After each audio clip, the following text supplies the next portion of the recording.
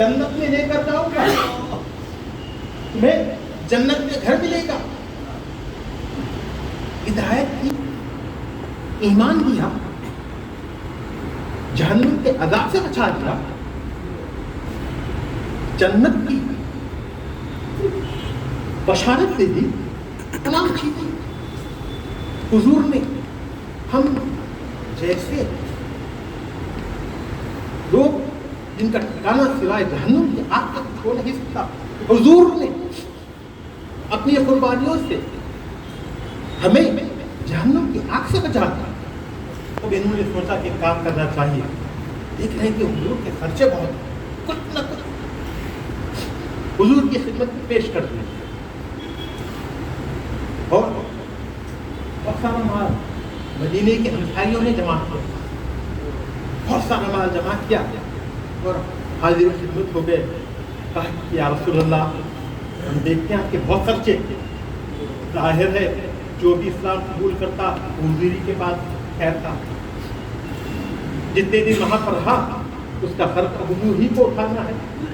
اب چیز کا بار حضور ہی کے اوپر ہے. ہم دیکھتے ہیں کیا خرچات بہت ہے. ہم کچھ لے کے آئے حضور، اسے قبول فرما لیا.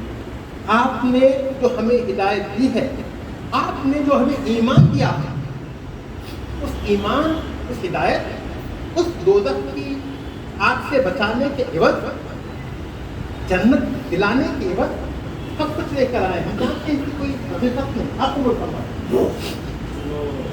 آپ نے بات کو سمجھ لیا، میں آؤں گا وہ چیزوں کو اور سمجھ لیا. دیکھیے فوراً اللہ رب العزت نے آیت نازل فرما دی. آپ ہم جانتے ہیں سورہ شورا کی 23ویں آیت، قُلْ لَا أَسْأَلُكُمْ عَلَيْهِ أَجْرًا إِلَّا الْمَوَدَّةَ فِي الْقُرْبَىٰ. اللہ نے آیت نازل فرما دی. کہا ہے کہ محبوب ان سے کہہ دیجیے میں کچھ نہیں چاہتا، میں کچھ نہیں چاہتا. میں نے جو ایمان کیا ہے، میں نے جو تمہیں ہدایت دی ہے، میں نے جو تمہیں سیدھا راستہ بتلایا ہے، اس کا عوض کچھ نہیں چاہتا. صرف میرے خرابت داروں سے، میری اہل بیت سے محبت کر. صرف سب کیا معلوم ہوا. دیکھیے عام کرنے والے کون؟ سرکار پاک صلی اللہ علیہ وسلم. اس نے محنت کی، حضور نے محنت کی. جب کبھی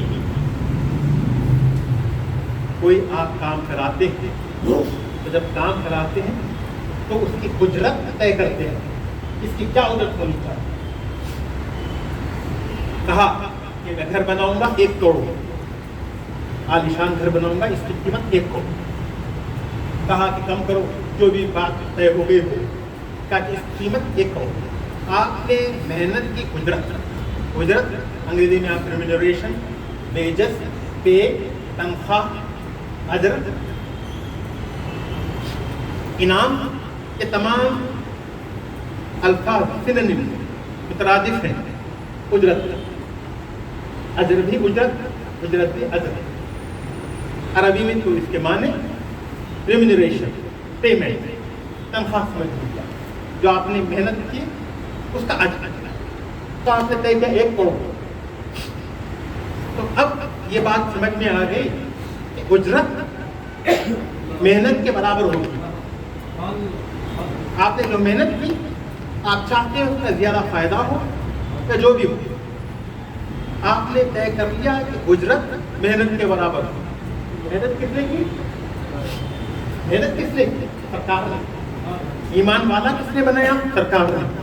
ہدایت کس نے دی؟ سرکار نے. اللہ کے حکم پہ حضور نے سب کیا. اب اجرت حضور کو طے کرنا تھا. جب یہ لوگ سب لے کر آئے، کہتے کہ میں نے جو تمہیں ہدایت دی اس کے عوض مجھے یہ چاہیے. ایسا نہیں ہوا. ہر نبی کی طرح حضور بھی خاموش رہے، سکوت اختیار کیا. پچھلے جتنے نبی تھے جب وہ ہدایت دیتے تو یہ کہتے تھے کہ ہمیں کچھ اجر نہیں چاہیے، ہم تو اپنا اجر اللہ سے لے لیں گے.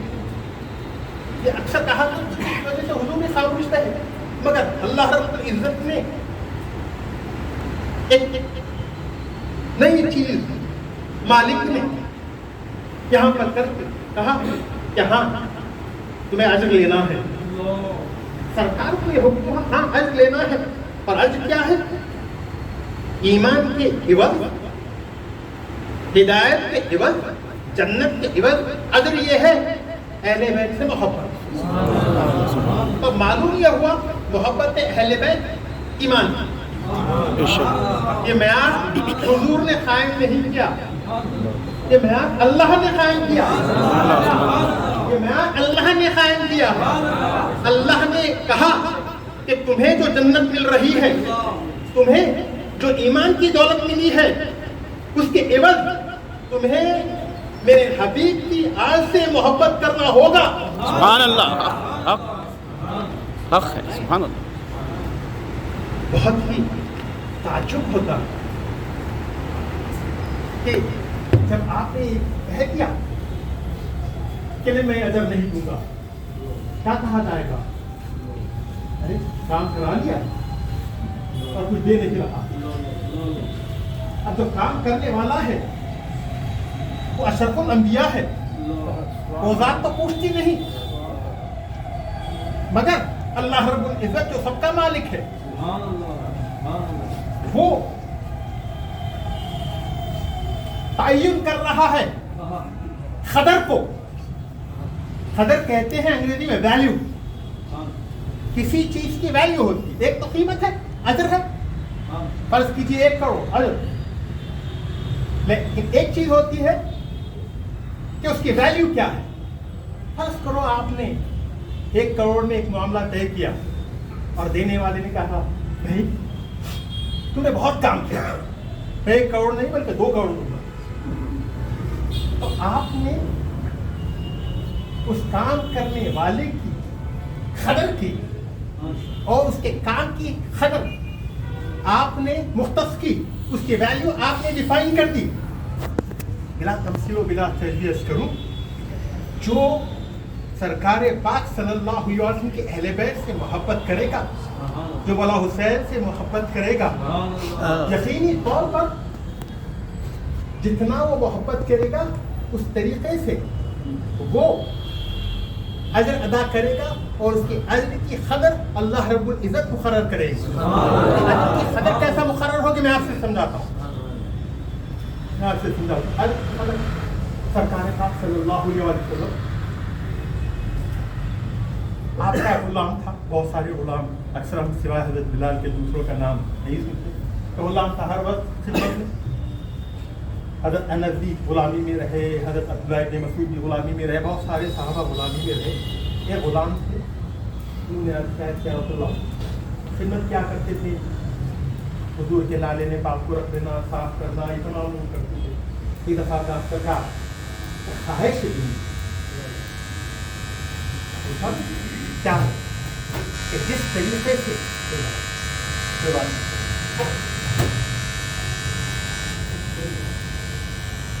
किया है, उसका रास्ता बतलाया है, हिदायत दी है, उसके एवज तुम्हें उनकी आल से मोहब्बत करनी होगी, तुम्हें मौला हुसैन से मोहब्बत करनी होगी। मोहब्बत के बजाय आप खत्म कर दीजिए, फिर अपने आप को आप मुसलमान कहते हैं। कैसी बदकारी है, ये कैसी दगाबाजी है। अच्छा उन्होंने कर लिया, जाहिर थे, अरब के जाहिर बहुत मशहूर, इस्लाम के दायरे में भी शायद इसलिए आ गए थे कि अक्सर मैं कहा करता हूँ कि 2 सूरतों में अरब का इलाका, चूँकि बंदर इलाका, 2 सूरतों में उनकी कमाई हुआ करती थी। एक तिजारत, दूसरी जंगों में हिस्सा लेना, लूट मार, जो भी चीज़ हाथ आ जाए वो ले लेना। ये उनके मईशत के ज़राए ये थे, सोर्सेस ऑफ इनकम यही थे। एक तो तिजारत और दूसरी सूरत जंग में हिस्सा लेना, मुकाबले में जो आए जब वो मारा जाए उसका माल जिंदा हो जाता। इसी मोहब्बत से बहुत कौन शिरकत की थी। और जाहिर है ये समझेंगे क्या, इसी वजह से मैं आपको याद दिला दूँ कि मौला हुसैन मैदान कारज़ार में करबला में उतर रहे थे तो आप बेहतरीन लिबास पहने थे, लेकिन आप अपने पजामे को यमनी लिबास सरकार पाक सल्लल्लाहु अलैहि वसल्लम लिबास पहने हुए थे, सब ढाक दिया कि ये लोग कहीं मेरे कपड़ों को मेरे जिस्म से न छीन लें। तो हुजूर ने जैसा सोचा वैसा ही किया, आपके बदन से आपके कपड़ों को छीन लिया। कैसी उम्मत है ये जिन्होंने ये किया, उन्हें मुसलमान कह रहे हैं। अगर यही ईमान का मेयार है तो फिर आपको कहना होगा फिरऔन भी शर्मिंदा हो जाएगा। जानते हैं आप, मैंने बहुत दफा इस बार कहा कि हर वक्त सताता अल्लाह रब्बुल इज़्ज़त ने बनी इसराइल को हज़रत मूसा के जरिए दरिया में से निकाल लिया। ये भी पीछा करता हुआ दरिया में घुल गया। जब घोड़ों पे था, ये दूसरे जानवरों पे था, वो डूबने लगे तो कहा मैं मूसा और हारून के रब पर ईमान लाया। अल्लाह ने उसे कबूल नहीं किया। यही बात मैं अक्सर कह रहा हूँ, वो अरब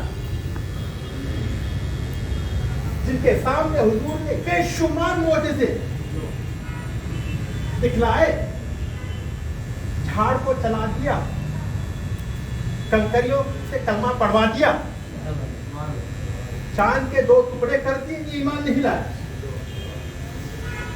ऐसे लोग हर वक्त ये कहते आपने कुछ सहर किया होगा। एक ही जुमला था, आपने कुछ जादू किया। ये लोगों की गर्दनों पर जब तलवार आ गई मौलाए कायनात की फतेह मक्का के दिन, तब कैसा मुसलमान हो? ये कैसा आखिरी वक्त का ईमान? अब अगर ये लोग,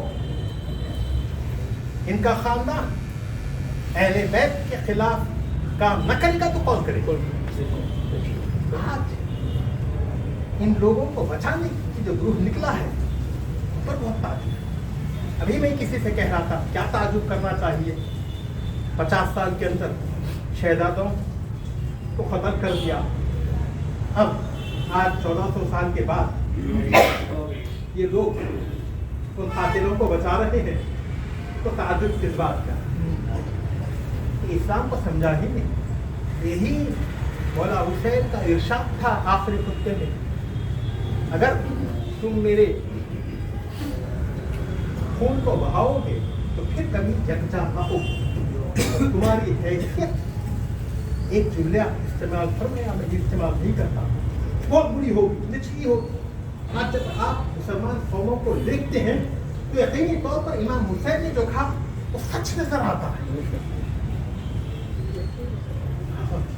अल्लाह रब्बुल इज़्ज़त का लाख लाख शुक्र है। अभी मैंने आपके सामने ये बात कही कि इन महाफिल में आप आए, आप हक वाले हैं। इन महाफिल में आपने शिरकत की, साथ हासिल की। एक बात मैं आपसे अर्ज कर दूं, क्या कहा अल्लाह रब्बुल इज़्ज़त ने? अल्लाह रब्बुल इज़्ज़त ने कलाम पाक में इरशाद फरमाया, अहज़ाब सूरह 33 की 33वीं आयत, इन्नमा युरीदुल्लाहु युज़हिबा अन्कुमुर रिज्सा अहलल बैति व युतहिरकुम तत्हीरा। ऐ नबी के घर वालों, ऐ अहले बैत, अल्लाह फकत यही चाहता है कि तुमसे गिलाज़त को दूर रखे। तर्जुमे को अच्छी तरीके से आप बात फरमाएं कि मेरे पीर मुर्शिद के सामने मैंने ये तर्जुमे को रखा था। ये नहीं कहा इस तरीके से लोग अक्सर कहते हैं कि गिलाज़त को दूर करें। एक शायबा जहन में आ जाता है कि अल्लाह यही चाहता है कि तुमसे गिलाज़त को दूर करे। नहीं, गिलाज़त को दूर रखे। अल्लाह यही चाहता है। है नबी के घर वालों, अल्लाह तुमसे हर गिलाज़त को, हर नापाकी को दूर रखे और बेहतरीन पाकी से तुम्हें पाक करे। मैं सोचने लग गया कि तू वाकई मासूम है, अहले बैत था, गुनाह का उनसे कोई शायबा नहीं। अब जिसका जो अक़ीदा है, बाज़ों ने कहा हम मासूम नहीं मानते, हम महफूज मानते, यानी कि अहले सुन्नत के बाद फ़ुक़हा का ये अक़ीदा है कि अहले बैत था महफूज है गुनाह से, यानी कि गुनाह नहीं कर सकते, मासूम नहीं मानते। हर कैफियत में हम महफूज भी मानते हैं, मासूम भी मानते हैं। मैं आपसे अर्ज़ कर दूं, अब اہل بیت سے ہر غلاظت کو دور رکھا. 1400 سال سے آج تک آپ دیکھ لیجیے اس وقت جو اہل بیت کے خلاف تھے تو غلاظت تھی, بے شک. اس لیے دور رکھا. آج بھی جو اہل بیت کے خلاف ہے انہیں دور رکھا. خلافات اور غلاظت تھی. نعرہ تکبیر. جو پاک ہے وہ اہل بیت کے قریب. سبحان اللہ. پہلے بھی جن لوگوں نے مولا حسین کا ساتھ دیا تھا وہ پاک تھے, اور آج 1400 سال کے بعد آپ اس مولا حسین کی شہادت کے جلسے میں شریک ہو رہے ہیں. آپ پاک ہیں, اسی لیے سبحان اللہ. میں آپ کی پاکی کی ضمانت دیتا ہوں. لبیک یا حسین. لبیک یا حسین. لبیک یا حسین. لبیک یا حسین. مبارک ہو تمہیں. حسین کا سلطان کا ہو گیا. پاکوں کی محفل میں شریک ہوتے ہو. ارے یہ تو میرے پیر و مرشد کی قدموں میں بیٹھنے کی وجہ سے میں کہہ رہا ہوں. سبحان اللہ.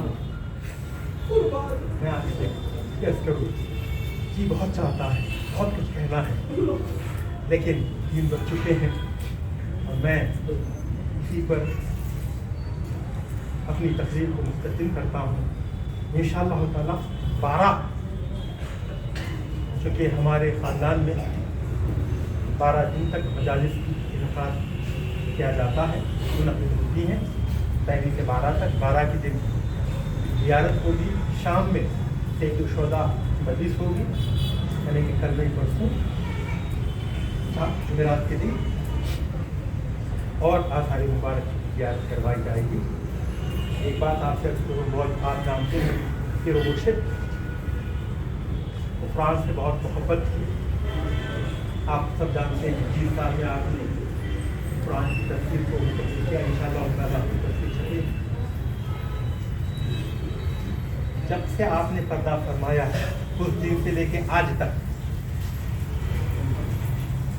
بارگاہ شہزادہ امام علی موسیٰ علیہ السلام میں مغرب سے عشاء تک تلاوت جاری رہتی ہے.